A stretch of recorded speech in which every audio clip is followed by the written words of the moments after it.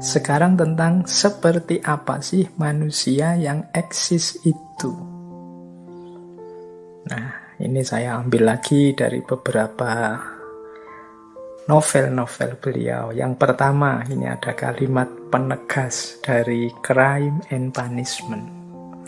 Di situ ada kalimat begini, hanya untuk hidup, hidup dan hidup. Hiduplah seperti apapun caranya. Ini menurut saya ya kunci manusia yang eksis itu ya pertama dia harus hidup. Siap hidup, berani hidup. Kan banyak orang yang tidak berani lagi hidup, tidak siap lagi hidup, putus asa, tidak mau tegak lagi. Mungkin karena merasa berdosa, mungkin karena merasa melakukan kesalahan-kesalahan atau menganggap dirinya terlalu rendah, tidak pantas lagi hidup, atau mungkin karena masalah macam-macam yang melibat diri kita, sehingga tidak siap lagi hidup, tidak berani hidup. Tapi pesannya Dostoyevsky hanya untuk hidup. Hidup dan hidup saja. Hiduplah entah dengan cara apa. Urusan cara, model, isi, orientasi, terserahlah. Seperti apa yang engkau inginkan, asal engkau tetap hidup. Jadi dasarnya ini dulu. Kalau kita sudah tidak mau hidup, tidak siap hidup, apalagi untuk eksis. Kalau bahasanya Nietzsche nanti kan ada istilah mengiyakan hidup. Jadi ya, aku ini makhluk hidup. Aku ini punya kehidupan yang harus aku syukuri, aku rayakan. Entah bentuknya apa, entah isinya apa. Nanti kita bahas belakangan. Yang penting hidup dulu. Makanya nanti dalam The Brother Karamazov yang membahas Karamazov bersaudara seperti saya jelaskan tadi ceritanya, ada kalimat begini. Menurutku, aku bisa menahan apapun kesedihan hanya untuk mampu berkata dan mengulang kepada diriku sendiri di setiap waktu bahwa aku eksis. Di tengah ribuan rasa sakit, aku eksis. Aku tersiksa di atas beragam penderitaan, tapi aku eksis. Meski aku hanya duduk sendiri di atas pilar, tapi aku eksis. Jadi apapun situasi kita, kondisi kita, mari tetap eksis. Eksis itu berarti menjadi diriku. Nah, ini lanjutannya. Jadi dasarnya itu hidup. Kemudian yang kedua menjadi diri kita sendiri. Itulah eksis. Meskipun pahit, meskipun sedih, meskipun menderita, meskipun penuh rasa sakit, tetaplah jadi diri kita sendiri apa adanya. Tidak palsu. Nah, jadi itu semacam level ya, meskipun ini dari novel yang berbeda. Diawali dari tuntutan untuk kita tetap hidup, kemudian selanjutnya ayo eksis, hidup sesuai versi yang kita inginkan. Nah, kalau sudah level 2 ini baru level ketiga. Ini masih dari novel The Brother Karamazov. Kata Dostoyevsky, misteri dari eksistensi manusia tidak hanya terletak dalam hidupnya saja, namun dalam menemukan tujuan hidup. Ini lanjutannya. Jadi aku eksis sesuai yang aku inginkan dan aku tahu tujuanku kemana. Inilah manusia yang eksis. Jadi bukan yang asal eksis, tidak tahu mau kemana, untuk apa. Yang asal eksis itu ya kemungkinan dia tidak sadar tentang dirinya. Jadi misterinya manusia itu bukan bahwa dia hidup, tapi dia punya tujuan hidup. Ini yang jadi kunci membedakan manusia dengan binatang. Tidak asal ada, tidak asal eksis, tapi juga punya tujuan, punya orientasi. Makanya dalam eksistensialisme seperti saya jelaskan tadi, tampak upaya manusia untuk memaknai hidupnya, membentuk hidupnya, mewujudkan tujuan-tujuan hidupnya. Nah, ini level 3. Jadi yang pertama tadi, ayo hidup, ayo eksis, ayo punya tujuan. Biar hidup dan eksistensi kita tidak asal-asalan.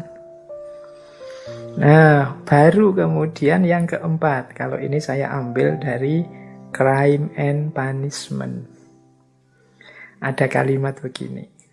Melakukan kesalahan karena mengikuti jalan kita sendiri itu lebih baik daripada menempuh kebenaran hanya karena mengikuti jalannya orang lain. Nah, yang keempat ini lanjutannya.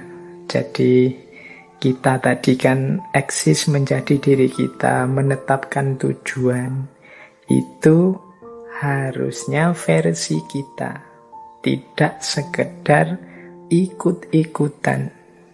Kalau hanya ikut-ikutan, ya kita tidak jadi eksis, tidak jadi diri kita. Ayo menetapkan tujuan, ayo mengorientasi hidup sesuai dorongan dari dalam diri kita. Lupa kalau kita membaca buku, belajar, mendengarkan orang lain menasehati, dan lain sebagainya, itu kan boleh. Boleh, tapi nanti keputusan apa yang kita ambil, apakah nasihat itu kita terima atau tidak, apakah isinya buku kita setujui atau tidak, apakah ceramah ini saya sepakati atau tidak, itu keputusanku sendiri. Tidak sekedar karena aku ikut begitu saja. Aku manut saja orang ngomong apa, bicara apa, enggak. Ya, semua yang lain itu pertimbangan-pertimbangan saja. Nah, keputusannya ada di tanganku. Jadi, selanjutnya kita diajari dalam Crime and Punishment itu memutuskan sendiri, milih jalan sendiri. Kalau terus ternyata salah, bagaimana? Ya, melakukan kesalahan setelah kita putuskan sendiri itu lebih baik daripada benar tapi hanya mengikuti orang lain. Karena benar mengikuti orang lain itu nilainya turun, kebenarannya. Kita hanya pengekor, pengikut.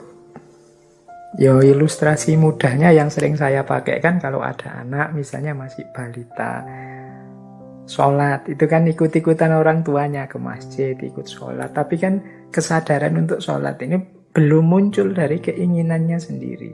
Nilainya kan berbeda dengan orang dewasa yang sadar kemudian mau menjalankan sholat, memutuskan untuk sholat. Nah, nasihatnya Dostoyevsky ini arahnya ke situ. Keputusan kita kadang salah, tapi ketika itu keputusan kita sendiri, kita mantap. Meskipun salah, ya nanti kita revisi. Jadi, ya persis kayak kita jalan misalnya, kok terus kecemplung sumur. Itu kalau jalannya karena kita milih jalan sendiri terus kecebur sumur, itu kan ya memang pilihanku sendiri, resikonya tak tanggung sendiri. Tapi kalau kita jalan hanya ikut orang, tidak sadar orang ini mau kemana, tiba-tiba kita kecebur ke sumur, itu kan ya jengkelnya double. Sudah hanya ikut orang lain, kejeblos lagi. Kalau tadi milih jalan sendiri, kejeblos kan lega. Ya memang pilihanku, resikonya ini. Tapi kalau hanya ikut orang lain, kita kejeblos dan kita menanggung resiko basah di dalam sumur, padahal itu awalnya bukan pilihan kita. Itu kan lebih pahit. Makanya mending mengikuti jalan kita sendiri, lebih lega, lebih eksis, karena di situ kita tampil tidak hanya ikut orang lain, kita tidak hanya tenggelam di balik bayang-bayangnya orang lain.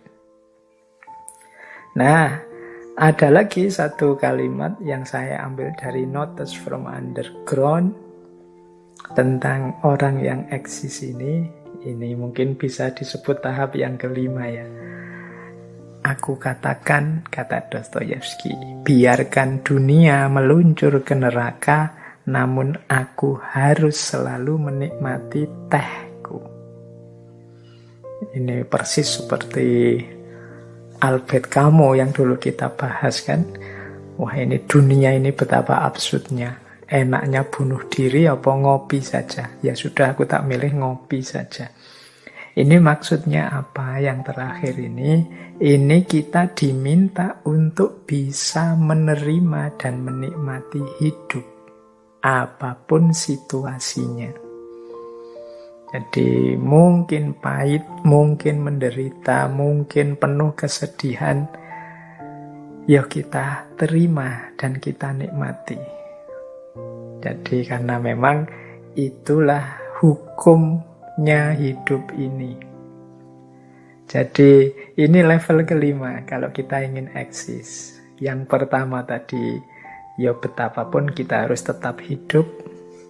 Yang kedua, hidup dan sekaligus eksis. Jadi tampil menjalani hidup sesuai keinginan kita. Yang ketiga, punya tujuan, tidak asal saja. Yang keempat, tidak tenggelam, tidak hilang di hadapan orang lain, tidak hanya ikut orang lain. Dan nanti yang kelima, apapun hasilnya, meskipun dunia ini pada akhirnya betapa rusaknya, betapa kacaunya sampai mau kiamat, tidak apa-apa. Aku tak milih ngeteh saja, ngopi saja. Masih bisa menikmati hidup, masih bisa kita bersyukur. Nah, inilah cirinya orang yang eksis. Orang yang mampu menjadi dirinya sendiri, orang yang hidup dan punya tujuan.